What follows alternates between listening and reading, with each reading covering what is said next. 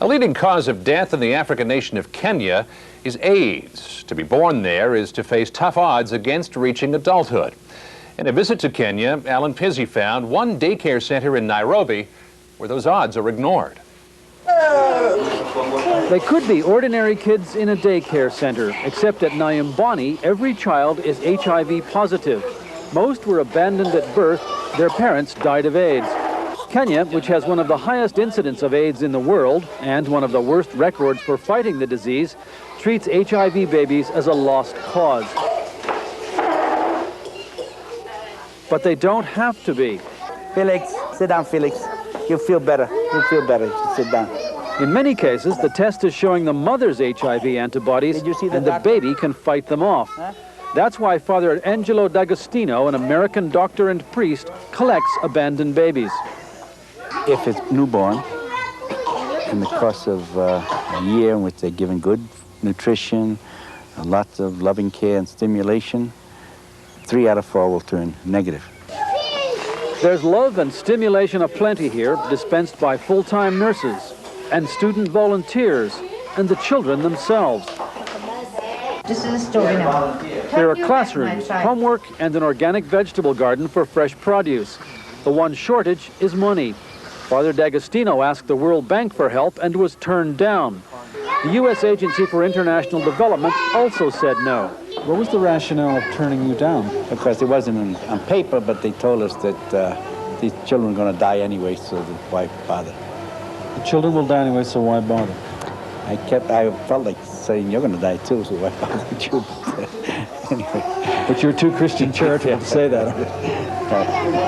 It's estimated that in the next 4 years, 12,000 children will be born HIV positive in Nairobi alone.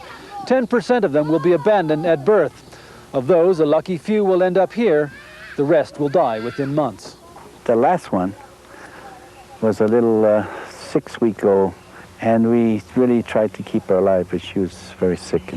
But you've got a pretty good success rate, I think. Yes, really much more than I expected. One of the successes is 8-year-old Caroline Nyaguthi. She lost both her parents and her younger brother to AIDS. Caroline knows she too is HIV positive, but there's no sign she's giving into it. In the name of the Father, and of the Son, and of the Holy Spirit, amen. Unlike some adults, the Nyumbani kids don't subscribe to the view that they're a lost cause. Alan Pizzi, CBS News, Nairobi.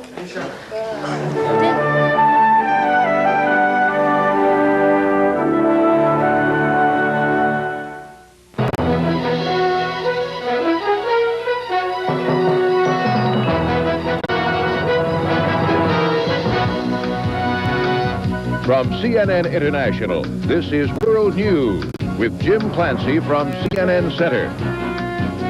Well, Kenya's parliament has unanimously endorsed a move to hand down lifelong prison sentences against HIV-infected rapists who give the disease to their victims. An estimated 9.5 million people in sub-Saharan Africa either have the HIV virus, which leads to AIDS, or they have the disease itself. CNN's Michael Okwu reports on a program in Kenya that's trying to help the youngest victims of AIDS. In a wooded section of Nairobi, a sign leads visitors to God's children, here at a place called Nyumbani. It is Swahili for home, and it is refuge for 29 young lives.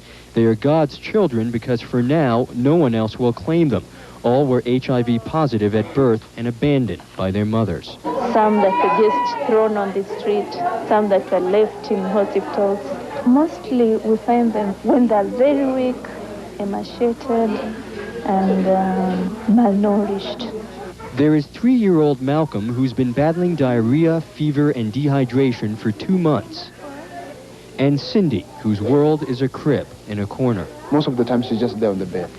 Her grandmother locked her in a room for 2 years. Complications from meningitis, long untreated, left her blind and bedridden. Against the tide of AIDS, they are cast-offs in a country on a continent struggling to stay afloat.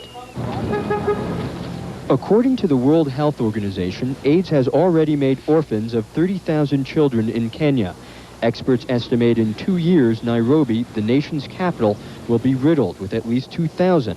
For a country without a comprehensive program for HIV-positive children, that may be too much to bear. I think we're going to see more people abandoning their children.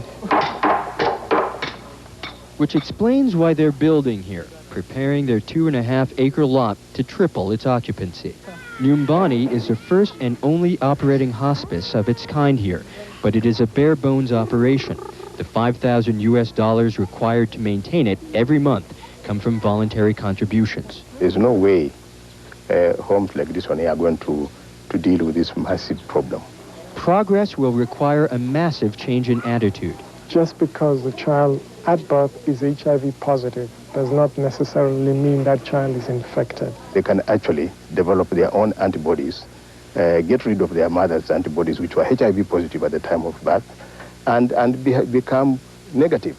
In fact, healthcare experts say most HIV orphans are more likely to die from neglect or preventable diseases than from AIDS. This is a 10. There are no signs of neglect here. The children receive everything from schooling to grooming. There is affection and laughter. And they're so appreciative of everything. I mean, every little thing, you know. Twin brothers Dennis and Donald say they're given everything they need here. Like soap, like shoes, and jacket, and trouser, and a comb. A comb? Yes.